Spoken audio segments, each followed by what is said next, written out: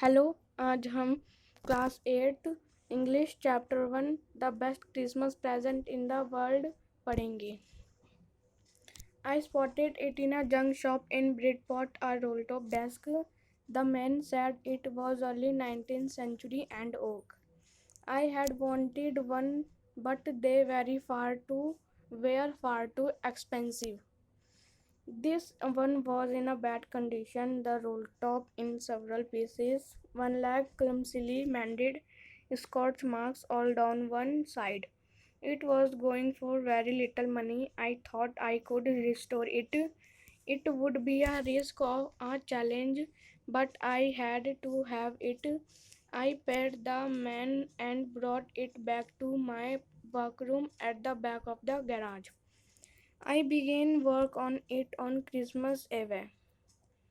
I removed the roll top completely and pulled out the drawers. The veneer had lifted almost everywhere. It looked like water damage to me. Both fire and water had clearly taken their toll on this desk. The last drawer was stuck fast. I tried all I could to ease it out gently. In the end, I used brute force. I struck it sharply with the side of my fist, and the drawer flew open to reveal a shallow space underneath a secret drawer. There was something in there. I reached in and took out a small black tin box. Sellotaped to the top of it was a piece of lined notepaper and written on it in shaky handwriting. Jim last letter received January 25, 1915 to be buried with me when the times comes. I knew as I did it that it was wrong of me to open the box, that curiosity. I knew as I did it that it was wrong of me to open the box, but curiosity. I knew as I did it that it was wrong of me to open the box, but curiosity got the better of my scruples. It usually does. Inside the box there was an envelope. The address read Mr. Jim McPherson, 12 Copper Beaches, Bridport, Dorset. I took out the letter and unfolded it. It was written and in pencil and dated at the top December 26, 1914. Dearest Connie, I write to you in a much happier frame of mind because something wonderful has just happened that I must tell you about at once. We were all standing to in our trenches yesterday morning, Christmas morning. It was crisp and quite all but about as beautiful a morning as I have ever seen, as cold and frosty as a Christmas morning should be. I should like to be able to tell you that we began it, but the truth I am ashamed to say is that Fritz began it. First, first, someone saw a white flag waving from the trenches opposite. Then they were calling out to us from across no man's land, "Happy Christmas, Tommy, Happy Christmas." When we had got over the surprises, some of us shouted back, "Same to you, Fritz, same to you." I, I thought that would be that we all did. But then suddenly one of them was up there in his grey greatcoat and waving a white flag. "Do not shoot, lads," someone shouted, and no one did. Then there was another Fritz up on the parapet, and another. "Keep your heads down," I told the men. "It's a trick," but it was not. One of the Germans was waving a bottle above his head. "It is Christmas Day, Tommy. We have scabnaps. We have sausage. We meet you. Yes." By this time, their were dozens of them walking towards us across no man's land and not a ripple between them. Little Private Morris was the first up. Come on, boys, what are we waiting for? And then there was no stopping them. I was the officer. I should have stopped them there and then.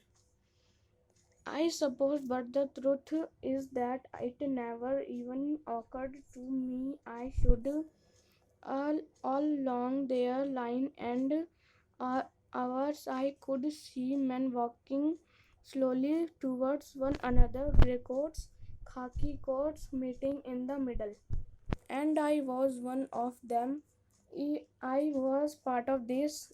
In the middle of the war, we were making peace. You cannot imagine, dearest Connie, my feeling as I looked into the eyes of the Freight officer who approached me, hand outstretched.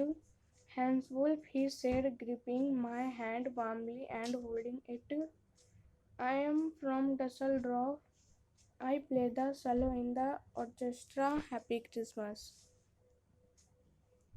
Captain Jim McPherson, I replied, and a happy Christmas to you too. I am a school teacher from Dorset in the west of England. Ah, Dorset, he smiled. I know this place, I know it very well. We shared my rum ration and his excellent sausage. And we talked Coney, how we talked. He spoke almost perfect English, but it turned out that he had never set foot in Dorset, never even been to England. He had learned all he knew of England from school and from reading books in English. His favorite writer was Thomas Hardy. His favorite book, Far from the Madding Crowd. So, out there in no man's land, we talked of Bathsheba and Gabriel Oak and Sergeant Troy and Dorset. He had a wife and one son born just 6 months ago. As I looked about me, there were huddles of khaki and grey everywhere, all over no man's land, smoking, laughing, talking, drinking, eating. Hanswool and I shared what was your left of your wonderful Christmas cake, Connie. He thought the marzipan was the best he had ever tasted. I agreed. We agreed about everything, and he was my enemy. There never was a Christmas party like it, Connie. Then someone I don't know who brought out a football. Greatcoats were dumped in piles to make goalposts, and the next thing we know, it was Tommy against Fritz out in the middle of no man's land. Hans Wolf and I looked on and cheered, clapping our hands and stamping our feet to keep out the cold as much as anything. There was a moment that when I noticed our breaths mingling in the air between us. He saw it too and smiled. Jim McPherson, he said after a while, I think this is how we should resolve this war. A football match. No one dies in a football match. No children are orphaned. No wives become widows. I did prefer cricket, I told him. Then we Thomas could be sure of winning. Probably. We laughed at that and together we watched the game. Sad to say, Connie Fritz won 2 goals to 1. But as Hans Wolf, sad to say, Connie Fritz won 2 goals to 1. But as Hans Wolf generously said, Our goals was bigger than theirs, so it was not quite fair. The time came, and all too soon, when the game was finished, the scnaps and the rum of and the sausage had long since run out, and we knew it was all over. I wished Hans well and told him I hoped he would see his family again soon, that the fighting would end and we could all go home. I think that is what every soldier wants on both sides, Hans Wolf said. Take care, Jim McPherson. I shall never forget this moment, nor you. He saluted and walked away from me slowly, unwillingly. I felt he turned to wave just once and then became one of the hundred of grey coated men drifting back towards their trenches. That night, back in our doubts, we heard them singing a carol and singing it quite beautifully. It was still natched, silent night. Our boys gave them a rousing chorus of while shepherds watched. We exchanged carols for a while and then we all fell silent. We had had our time of peace and goodwill, a time I will treasure as long as I live. Dearest Connie, by Christmas time next year, this war will be nothing but a distant and terrible memory. I know from all that happened today how much you how much both armies long for peace. We shall be together again soon, I am sure of it. I folded the letter again and slipped it carefully back into its envelope. I kept awake all night. By morning, I knew that I had to do. I drove into Bridport, just a few miles away.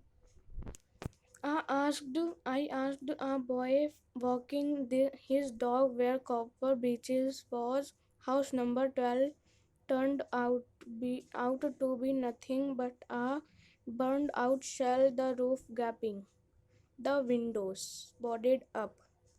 I knocked at the house next door and asked if anyone knew the whereabouts of a Mr. Macpherson. Oh, yes, said the old man in his slippers. He knew her well. A lovely old lady, he told me, a bit muddle headed, but at her age she was entitled to be, was not she? 101 101 years old. She had been in the house when it caught fire. No one really knew how the fire had started, but it could well have been candles. She used candle rather than electricity because she always thought electricity was too expensive. The fireman had got her out just in time. She was in a nursing home now, he told me. Burlington House on the Dorchester Road, on the other side of town. I found Burlington House nursing home easily enough. There were paper chains up in the hallway and a lighted Christmas tree stood in the corner with a lopsided angel on top. I said I was a friend come to visit Mr. Macpherson to bring her a Christmas present. I could see through into the dining room where everyone was wearing a paper hat and singing. The matron had a hat on too and seemed happy enough to see me. She even offered me a mince pie. She walked me along the corridor. Mr. Macpherson is not in with the others, she told me. She has she has rather confused today, so we thought it best if she had a good rest. She has no family, you know. No one visits, so I am sure she ill she ill by only too pleased to see you. She took me into a conservatory with wicker chair and potted plants all around and lift me. The old lady was sitting in a wheelchair, her hands folded in her lap. She had silver white hair pinned into a wispy bun. She was gazing out at the garden. Hello, I said. She turned and looked up at me vacantly. Happy Christmas, Connie. I went, no, I found this. I think it is yours. As I was speaking, her eyes never left my face. I opened the tin box and gave it to her. That was the moment her eyes lit up with recognition and her face became suffused with a sudden glow of happiness. I explained about the desk, about how I had found it, but do not think she was listening. For a while, she said nothing but stroked the letter tenderly with her fingertips. Suddenly, she reached out and took my hand. Her eyes were filled with tears. You told me you did come home by Christmas, dearest. She said, and her you are the best Christmas present in the world. Come closer, Jim dear, sit down. I sat down beside her and she kissed my cheek. I read you I read your letters so often, Jim, every day. I wanted to hear your voice in my head. It always made me feel you were with me, and now you are back. You can read it to me yourself. Would you do that for me, Jim dear? I just want to hear your voice again. I did love that so much. And then perhaps we'll have some tea. I have made you a nice Christmas cake, marzipan all around. I knew how much you love marzipan. So this chapter is and the name of author. So this chapter is and the name of the author of this text is Michael Murpargo. Please like, subscribe and share my channel School Learner. Thanks for watching.